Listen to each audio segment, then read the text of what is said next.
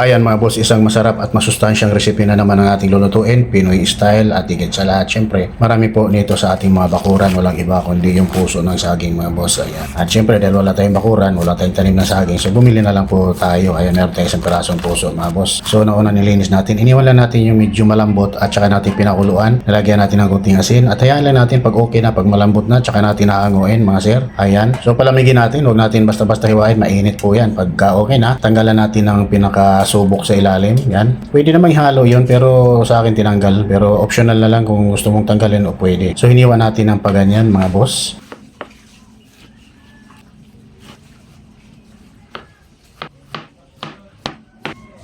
Pagkahiwa ng ganyan, tsaka natin pipigaan. Siyempre para matanggal yung kanyang pait. Yan po ay lutong-luto na mga sir. Ayan, pigaan lang po natin lahat at yan, itabi natin muna.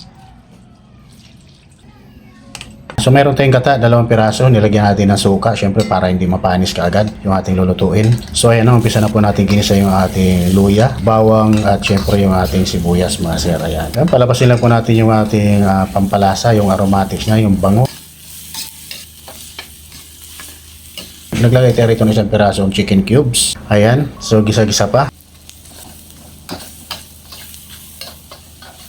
Ayan, nilagay na po natin yung ating kakang gata. Purong gata po yan, 2 pirasong niyog yung binili natin.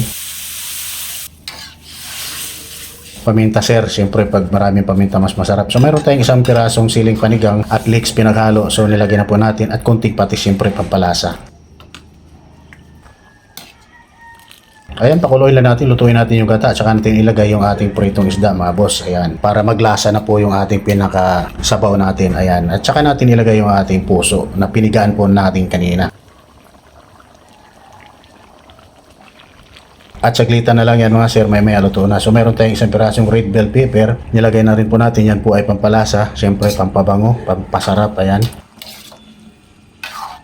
So ayan, pagka ganyan okay na at medyo malapit na po yung maluto mga sir. Ayan, at luto na nga at hanguin na nga po natin at pwede na po tayong kumain mga boss. Ayan, sa mga nagtatanong nga pala dito sa ating wok na ginamit natin, napakaganda, napaka-quality stainless wok. Ilalagay na lang po natin sa comment section mga boss kung gusto niyo bumili.